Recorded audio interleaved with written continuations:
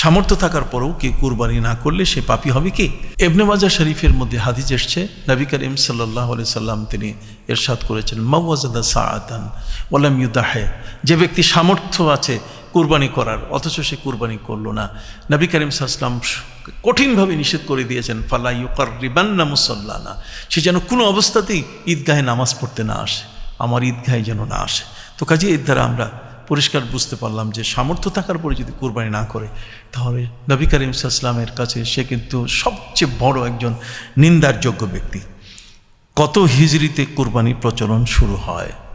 কুরবানির প্রচলন এটি আমাদের প্রিয় নবী সাল্লাল্লাহু আলাইহি ওয়াসাল্লাম যখন মদিনা মুনাওয়ারায় গিয়েছিলেন, মদিনা মুনাওয়ারায় এটি যাওয়ার পর থেকেই কিন্তু মূলত তার উপরে কুরবানি চলে আসে এবং প্রথম হিজরি সন থেকেই এই কুরবানি, কারণ হাদিস শরীফের মধ্যে এসছে নবী করিম সাল্লাল্লাহু আলাইহি ওয়াসাল্লাম তিনি মদিনায় 10টি বছর, নবী করিম সাল্লাল্লাহু আলাইহি ওয়াসাল্লাম মদিনায় দীর্ঘ 10টি বছর, আকামা রাসূলুল্লাহ সাল্লাল্লাহু আলাইহি ওয়াসাল্লাম বিল মাদিনাতে 10 সিনিন, 10 বছর ছিলেন এবং ইউদাহি, সেখানে তিনি কিন্তু কুরবানি করেছেন।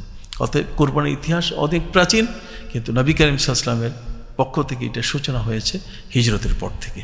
ঠিক অনুরূপভাবে কুরবানি করার সময় কয়দিন? হ্যাঁ, কুরবানি করার সময় সম্পর্কে হাদিসের মধ্যে এসছে, হযরতে আব্দুল্লাহ ইবনে উমর রাদিয়াল্লাহু তাআলা হাদিসের মধ্যে এসছে, তিনি বলেন নবী করিম সাল্লাল্লাহু আলাইহি ওয়াসাল্লাম তিনি যেমন এটা সময়সীমা নির্ধারণ করেছেন, আর সেটা হলো 3 দিন, 10, 11 এবং 12 জিলহজ মাসের 10 তারিখ, 11 তারিখ এবং 12 তারিখ। ঠিক অনুরূপভাবে হযরত আব্দুল্লাহ ইবনে উমর থেকে হাদিস এসছে, তিনি বলেন কালা আল আদহা ইয়াউমানে বাদাল আদহা, তার মানে ঈদুল আদহা কুরবানির দিন 10ই জিলহজের পরে আরো 2 দিন, তার মানে 11 এবং 12 তারিখ। অতএব 11 এবং 12, 10, 11, 12 এই 3 দিন পর্যন্ত কুরবানির সময়সীমা। আমি বলতে চাই এই 3 দিনের পরে কিন্তু কুরবানি নেই, আর 3 দিনের আগেও কিন্তু কুরবানি নেই। কুরবানির পশু ঈদগাহে জবে করতে হবে না নিজ বাড়িতে জবে করতে হবে?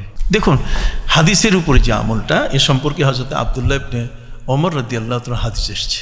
হযরত আব্দুল্লাহ ইবনে ওমর রাদিয়াল্লাহু তাআলা আনহু তিনি স্পষ্টত আমাদেরকে এই বিষয় সম্পর্কে নবী করিম সাল্লাল্লাহু আলাইহি ওয়াসাল্লামের হাদিস তিনি জানিয়েছেন।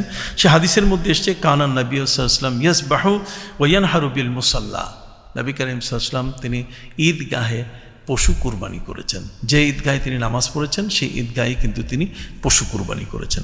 হ্যাঁ, তবে আমাদের অনেক ক্ষেত্রে সাধারণত আমরা যারা শহরগুলোতে থাকি সেখানে মসজিদের ভিতরে কোরবানির ঈদুল আজহার নামাজ হয়, কোরবানির নামাজ হয়, অথবা আমরা যে মাঠগুলোতে নামাজ পড়ি সেটা হয়তো সিটি কর্পোরেশনের একটা নির্ধারিত মাঠ, সেখানে কিন্তু জবাই করার ওই পরিবেশ নাই। কাজেই সেক্ষেত্রে যার যার ঘরে যার যার বাড়ির সামনে আপনারা সে কোরবানি করতে পারবেন, কোরবানিতে কোনো বাধা নেই।